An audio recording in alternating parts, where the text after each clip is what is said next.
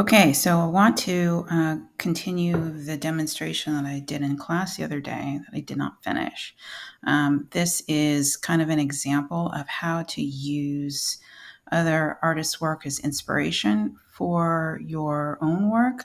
And I have some examples on the sidebar here of different styles. And this is a shortcut that you can use when looking at other artists' work. Now, the assignment that I gave you involved you determining what the style's parameters would be and that you would list it in this line at the bottom. So what I'm going to do here is I'm going to make some adjustments on Destiny's assignment here, and I'm also going to talk about the different digital tools that you can use to create light and shadow, and how you can use the layers to create patterns and overlays and lights and darks and all the other things that you want to know. Okay, so I was working on this image here, and what I had done was I simply used a selection tool to fill that in. And then what I was doing was, you can see here that the selection menu pops up. I'm going to deselect this, but what I'm going to do now is, since all of this is selected, I'm going to just alpha lock this layer.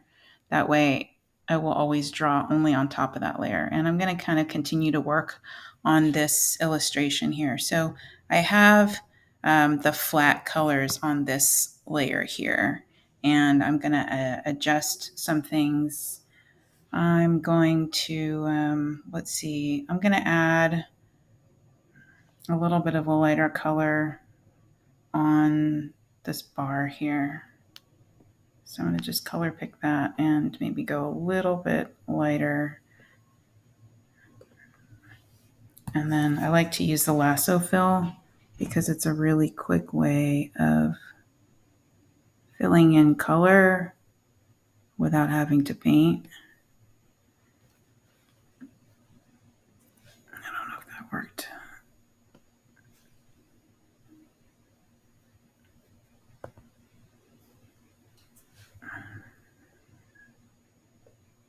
There we go. Okay, so I had to undo the alpha lock because I didn't have that all completely colored in.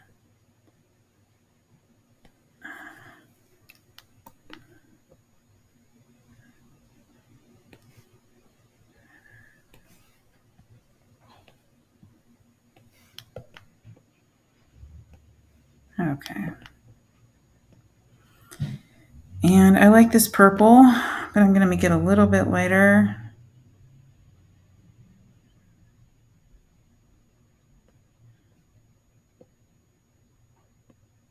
Okay.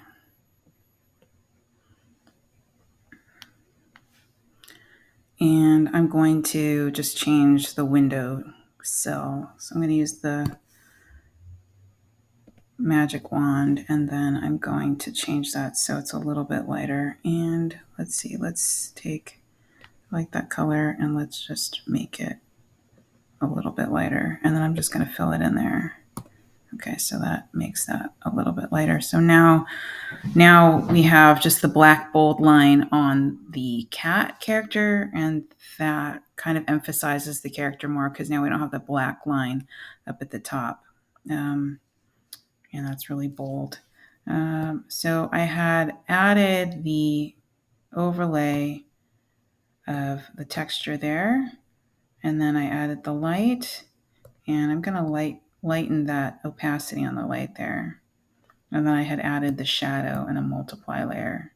So that created kind of a sense of light on that character there. All right. And what I might even do is, if I wanted to make any adjustments to this, I would want to turn off the light and shadow and go back to my flat color here on this layer. And I want to make sure that I'm active on that layer. And I think maybe I like the limited texture. So maybe I'll just add a little bit of texture to this cat's little what is it called, rug here. And I'm going to choose a colored pencil. Let's see what that looks like. That's nice.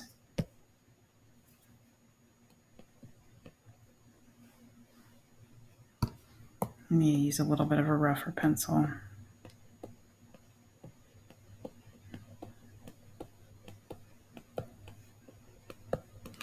And then go back to, let's see, I was using the thick paint. I think I was using this kind of husky brush for the cat's line, and I'm just gonna emphasize this. And I had mentioned that this kind of reminded me of Lucy Cousins, although I am choosing the color palette from that illustration right there. And the assignment for week 4 is really just to create little color palettes similar to this exercise of your chosen illustration. So you're not spending too much time on it. You're just kind of planning it out, what your overall illustration might look like, and then you're doing various iterations of that. But for this one, I want to show you how you can use stylistic differences in the artwork as an inspiration for your own piece. All right, so what I'm going to do now is get rid of that one, and I'm going to move. I'm going to go using the object select layer, and then I'm going to move. No, actually, I'm going to use this object, and that will move this one. But I can see that it's low on my color, on my layer stack, so I'm going to move it up higher so it's above, because I want this to be near so I can see where it is. And I'm going to make some adjustments to this next one. I'm going to make sure I'm on this next layer up here, and I will kind of pull the color from this illustration here. This one says flat color, thin lines, and some precise patterns. And this has a lot of flat color and thin lines, coincidentally. So I'm going to do, I like this blue. I'm going to color pick that blue. And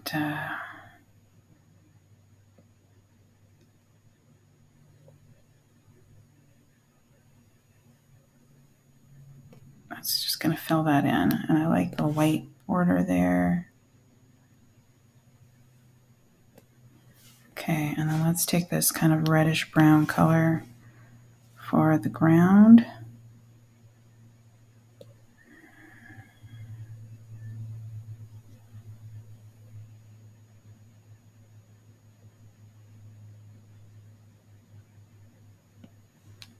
And then fill that in.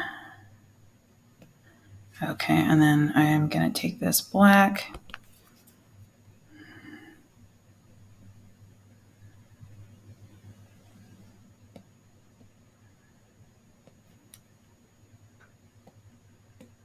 doing a little adjustment there. And then I like this orange, so I'm going to take this orange and use that as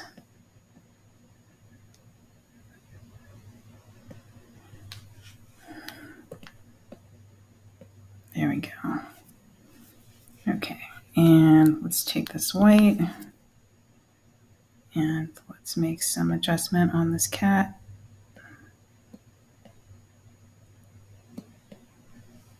And give it a little nose. It's got a little pink nose. I'm going to zoom in and do a little pink nose there. That's kind of cute. So you see, I'm really doing this rough. I'm not overly concerned with getting it perfect. I'm just trying to get a feeling of what this might look like. Oops, I want to make sure that, there we go. Okay, and then I want to look at where the window was. So I think I'll take this white, maybe just darken it up a little bit. And then now I'm going to use the selection tool. And now I'm going to use the subtract selection tool over here. So in this little tool, there's a place where you can add to your selection or subtract from it. So now I'm going to subtract so that I can create the window panes. Actually, what I can do is this to make it even. I'll make one big one, and that's going to undo that. And now I'm going to go back to add, and I'm going to add a little bit there and a little bit there. Ta-da, now I have a really perfect window pane, and now I can just fill it in with that color. That works really nicely. Okay, and then I can use the magic wand tool to select the inside of that and then make that the color of light, the light that I want to come shining in. So we'll make that a little bit of a brighter blue. Let's see what that looks like. That's nice. Maybe a little bit darker. Okay, that's good. Now, the value of, let's see, the value of these two are really close. When you're using the magic wand on Clip Studio, you can adjust whether you're referring to the editing layer, to all layers, or selection for referred layers. And then also you can adjust how much tolerance this will allow when you're selecting. So when you increase the tolerance, it basically allows for more colors to be included in the selection. And when you lower the tolerance, it really limits the selection of the color that you're using. So keep that in mind. Keep it kind of low. So now what I'm going to do is I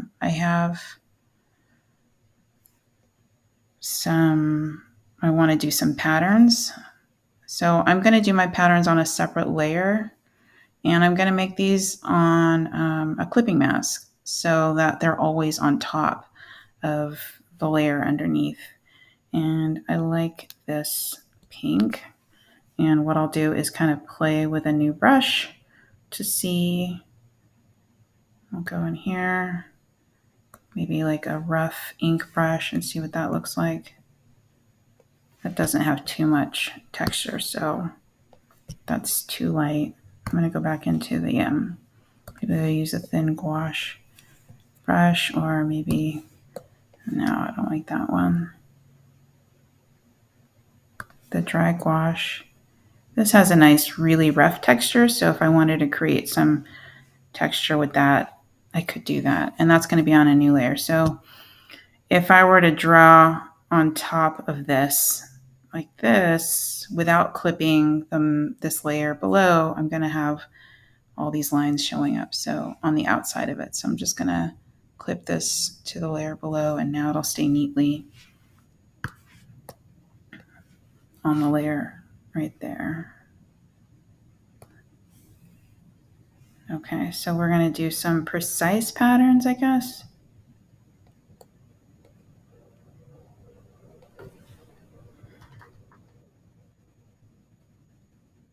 This is also by using these lines and just kind of making them horizontal.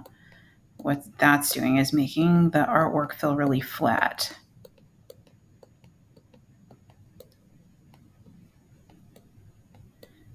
So there's not a whole lot of depth in this image right now because the patterns are making everything really flat. And just kind of creating it look like a wooden, looks kind of like wood. And then maybe I'll just use that pink still and maybe make some polka dots on here. So I'm using that color again for harmonious color. And then I'm going to change the brush and maybe create some fronds. Well, I'll change the color.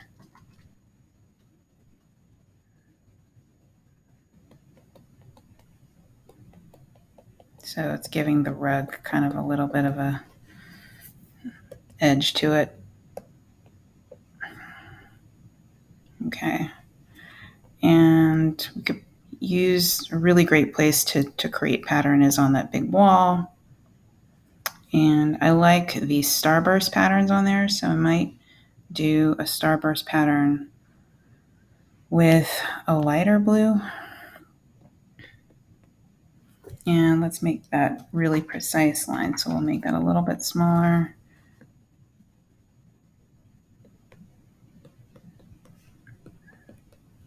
And I'm going to do kind of an offset. I'm going to turn these into little snowflakes or starbursts, but I want to figure out the overall composition or placement of these. Okay, so I'll put that there, put one there, put one there. Okay, and then I can kind of add the details to make these look like little snowflakes.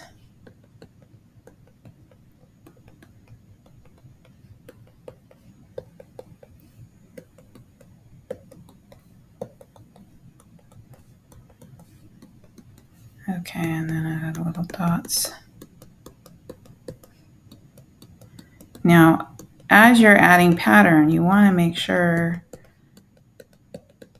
that it's adding detail and interest, but it's not pulling away from, emphasizing your main character. So if this is, the more pattern you add, the more busyness you're going to have.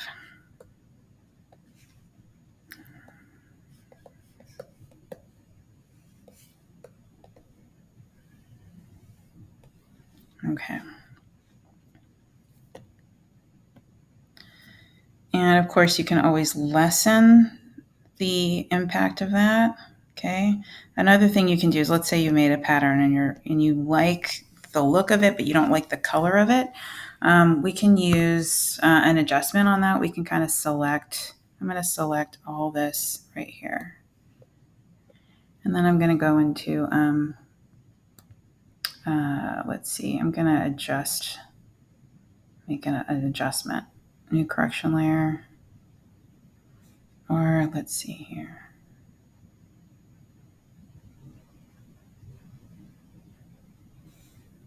And I'm just going to edit this color here. So by here, up in this slider bar, this is actually applying to everything underneath it. But if I wanted to change the color of anything, I could do that here.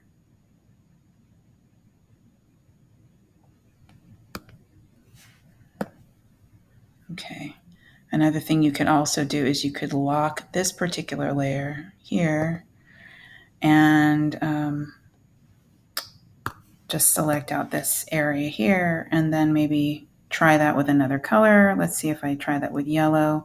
And if I fill all of that, everything within that layer is going to change to yellow. So these are ways that you can kind of play and explore with different colors without having to redraw things. And let's say if I wanted to take this color and make it a little bit darker, I could try that. And that's kind of nice, but let's make it just a little bit. Maybe I want that to be there, but not totally bright. So by doing that and making the contrast not as big, then I have the pattern that is kind of creating a nice detail, but is not detracting from the emphasis of where I want, which is the cat. Okay, so now I'm going to go back here and I have kind of an overlay texture already from my previous artwork here. And if there's any other things that I wanted to add, like in terms of more texture, I could add that here. I'm going to go here and let's see, in Clip Studio, there's some really fun brushes. But what I'm going to do is I'm going to go to the material area. And in the image material, there are some patterns. If you get anything from Clip Studio, if you're downloading anything, all your patterns are going to be here. So I'm going to look for some texture here. And here's some textures. I could kind of just take any of these and kind of drag it onto I can drag it onto my image, and then you'll see that it kind of overlaps on everything. But I don't I just dragged it onto my canvas, and now you can see that's on top of everything. But let's say I don't want it obviously on top of everything. I just want it on top of this little area here. So I'm going to click and drag it over here. And then I'm going to also, actually, if I put it right below, if I put that actually right there and then clip this, set this as a clipping layer, now what's happening is it's only going to affect the layer underneath, but I really only want it to be on this particular layer. So I'm going to create a mask here, and here by creating a layer mask, what I'm going to do here is going to kind of remove the texture on that one image, and I only want it on this one. So I'm going to use the selection tool, and then I'm going to invert the selection, and the invert selection is right here. It might be kind of hard to see, but here is the invert selection. So when I invert the selection, it's going to now select everything outside of that.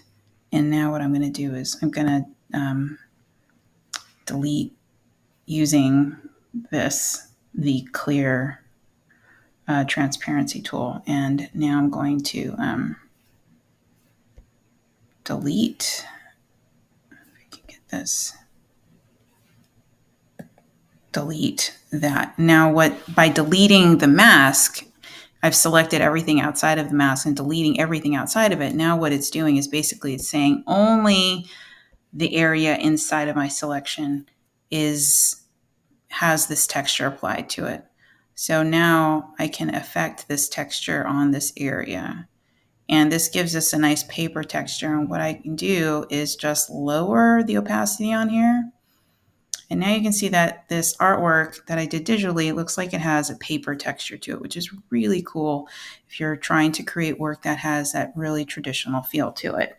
Okay, so that's one way that you can create more of a traditional feel by utilizing the textures in your program, using it on a layer on top. This is just on a normal multiplying mode, normal blending mode. There are other ways where if you were to change this layer up in the blending options, that it might change the way that it looks. So if I just keep it at normal, it looks pretty good. So I'm going to leave it at that. Now, if you were to make any adjustments to this, I would always kind of turn off the texture and then continue to make adjustments so that because what happens is that the overlay of this texture actually makes everything a little bit darker. You can see that it kind of gets a little bit darker when I turn it off and on. So I'm going to keep that off to continue rendering. And I'm going to go to my light section here. This is the light layer. And I'm going to choose this color here. And I'm going to use the lasso fill again. And I'm going to just draw a line here. And that's going to go all the way around. So that light, oh, that's not showing up. Let's see if we can do that again. Oh, it's because I have that deselected. Let me deselect this. Okay.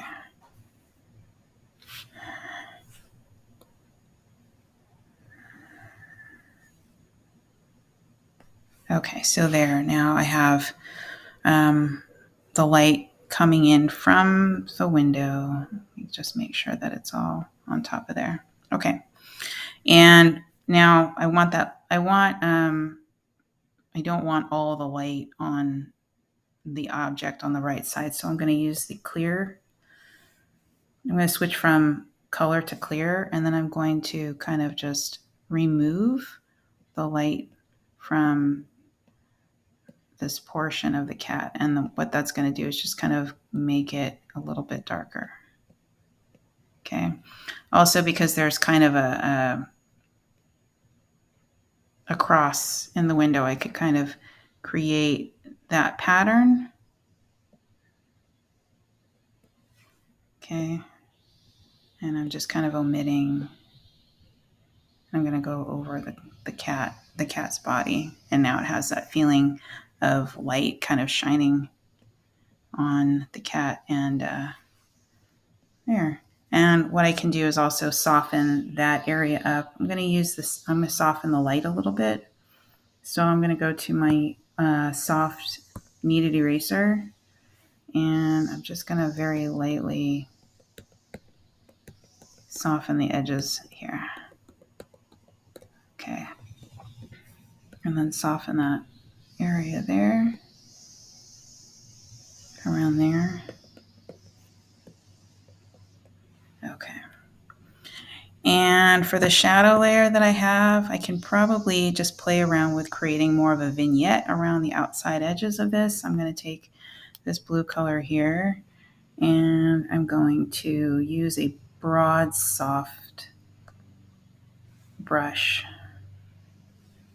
And down here, I'm going to make it a little bit bigger. You can see how it's kind of overspraying the outside area.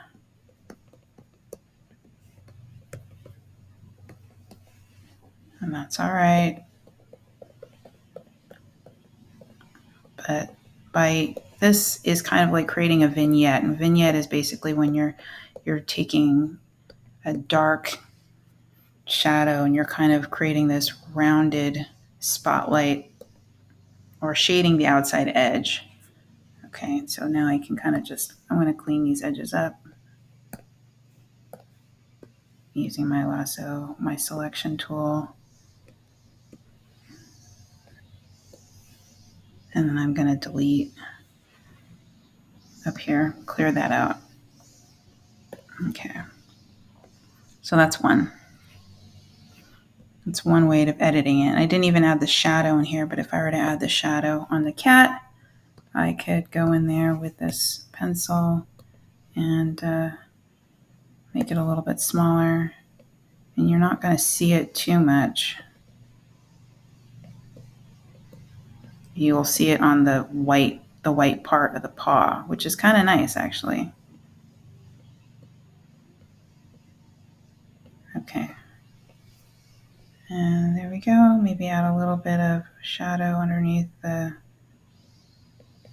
rug, just so it feels like it's on the ground. It has a little bit of form to it. All right.